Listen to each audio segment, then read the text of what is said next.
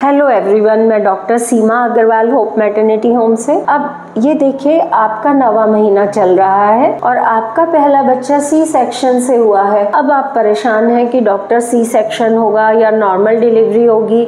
तो ध्यान रखिए कि अगर आपका 9वां महीना चल रहा है और पहले आपका सी सेक्शन था, तो हम एक तो ये देखते हैं कि आपके अंदर कोई कॉम्प्लिकेटिंग फैक्टर तो नहीं है, जैसे कि आपका बेबी सीधा है कि फेलिक प्रेजेंटेशन में है, आपका प्लेसेंटा अपर सेगमेंट में है, आप में लाइकर की मात्रा नॉर्मल है, आप में अदर कोई मेडिकल इलनेस तो नहीं है, और या कोई ऑब्स्टेटिकल प्रेगनेंसी रिलेटेड कॉम्प्लिकेशन अगर नहीं है, तो फिर उसके बाद डॉक्टर ये देखते हैं कि प्रेगनेंसी में जब पहला सिजेरियन है और हम vaginal birth after C section try कर रहे हैं, तो एक तो यूजुअली हम पेशेंट को कोई भी तेज़ दर्द बनने की दवाई नहीं देते हैं और स्पॉन्टेनियस लेबर के लिए वेट करते हैं।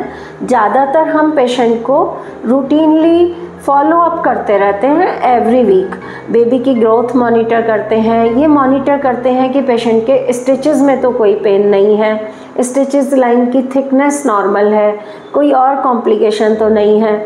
उसके बाद हम चाहते हैं कि पेशेंट अपने आप से लेबर में जाए, और अगर उसका बेबी सरक रहा है और उसका लेबर पेन नॉर्मली एडवांस हो रहा है, यूट्रस का मुंह खुल रहा है, तो हम उसका नॉर्मल डिलीवरी करा लेते हैं। क्योंकि ऐसा होता है कि अगर बहुत तेज़ दवाई दे दें या बहुत ज़्यादा स्ट्रेसफुल इंडक्शन ऑफ लेबर कर दें, तो कई बार पेशेंट के जो यूट्रस के स्टिच होते हैं उनमें खिंचाव होने का रिस्क रहता है।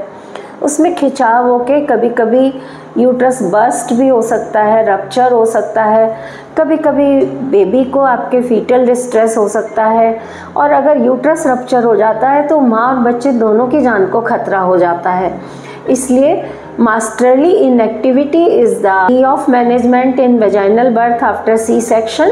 बस हम उसको अच्छे से ऑब्जर्वेशन में रखते हैं कि अनइवेंटफुल डिलीवरी हो जाए, कोई अनहैप्पी आउटकम मदर या बेबी का ना हो। तो मैं आपको विश करती हूँ happy pregnancy journey and happy delivery, क्योंकि हमें हमारा बेबी तभी मिलता है जब वो डिलीवरी होके हेल्दी हमारे हाथों में आ जाता है, हमारी गोदी में आ जाता है और मदर भी हेल्दी होती है। Thank you.